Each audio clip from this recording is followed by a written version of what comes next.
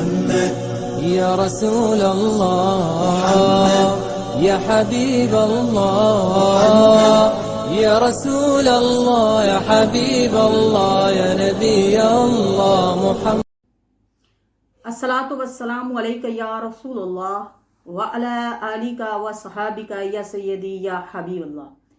السلام علیکم ورحمۃ اللہ وبرکاتہ۔ رات کے پچھلے پہر نماز فجر کی اذان سے قبل روزہ رکھنے کی نیت سے کھانے پینے کو سحری کہا جاتا ہے۔ قرآن پاک میں سحری کے بارے میں اللہ تبارک تعالیٰ نے فرمایا کلوا واشربوا حتی یتبین لکم الخیط الابیض من الخیط الاسود من الفجر، یعنی کھاؤ پیو یہاں تک کہ سفیدی کا ڈورا سیاہی کے ڈورے سے ظاہر ہو جائے، یعنی فجر ہو جائے۔ اس آیت میں لفظ خیط الابیض سے دن کا اجالا اور خیط الاسود سے رات کی سیاہی میں مراد ہے۔ سحری کا آخری وقت طلوع فجر یعنی صبح صادق تک ہے۔ سحری کا وقت ختم ہوتا ہے تو فجر کا وقت شروع ہو جاتا ہے۔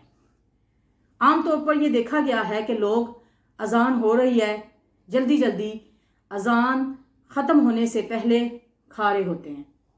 یاد رہے کہ ہم رات کو کھاتے پیتے ہیں، مغرب سے لے کر صبح صادق تک رات میں آپ خوب کھائیں پئیں، لیکن فجر سے پہلے آپ کو کھانا پینا موقوف کرنا ہے۔ پہلے زیادہ تر سائرن بجایا جاتا تھا، آج کل سائرن کا رواج کم ہو گیا ہے۔ لوگ ٹی وی کو فالو کرتے ہیں اور مختلف چینلز میں نے دیکھا ہے کہ کوئی 1 منٹ پہلے اذان دے رہا ہے، کوئی بعد میں دے رہا ہے۔ اس کا حل یہ ہے کہ ہمیں رمضان کیلنڈر یا رمضان ایپ استعمال کرنی چاہیے۔ اذان صبح ہوتی ہے، کھاتے پیتے ہم رات کو ہیں۔ جیسے روزہ رکھنے کی دعا وَبِصَوْمِ غَدٍ نَوَيْتُ مِن شَهْرِ رمضان، کہ اللہ میں نے ماہ رمضان کے کل کے روزے کی نیت کی۔ اذان کے دوران اگر کسی نے 1 گھونٹ بھی پانی کا پیا تو اس کا روزہ جاتا رہے گا۔ سحری ختم کرنے کا تعلق اذان کے ساتھ ہے۔ بعض لوگ یہ سمجھتے ہیں کہ اذان ہو رہی ہے کھا لو کوئی مسئلہ نہیں، اور بعض لوگ اس قدر آگے بڑھ جاتے ہیں کہ ابھی فلاں مسجد سے اذان کی آواز آ رہی ہے جلدی جلدی کھا لو، اور اذان میں کھاتے پیتے رہتے ہیں۔ اذان میں کھانے پینے سے روزہ نہیں رہتا۔ اگر یہ غلط فہمی لا علمی کی وجہ سے ہو تو ان روزوں کی قضا ہوگی۔ اگر کسی کو یہ مسئلہ بتایا جاتا ہے تو اس قسم کے جرأت مند لوگ ملتے ہیں کہ ہمارے گھر میں تو شروع سے یہ ہوتا آ رہا ہے، یہ کہاں سے نیا مسئلہ آ گیا؟ مسئلہ نیا نہیں ہے، آپ نے سیکھنے کی زحمت نہیں کی۔ بعض لوگ مسئلہ جاننے کے بعد بھی اپنی بات پر ڈٹے رہتے ہیں کہ بھئی شروع سے ایسا ہوتا رہا ہے، ہم تو کھائیں گے پئیں گے۔ یاد رہے اگر علم ہونے کے بعد بھی ڈٹے رہے اس بات پر تو قضا کے ساتھ ساتھ کفارہ بھی ادا کرنا پڑے گا۔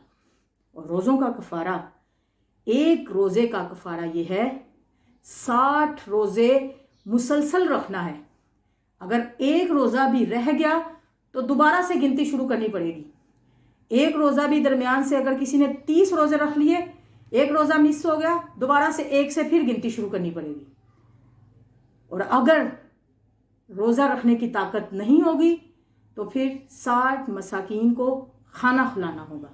لیکن سب سے پہلے روزہ کہ 60 روزے مسلسل رکھنے ہیں۔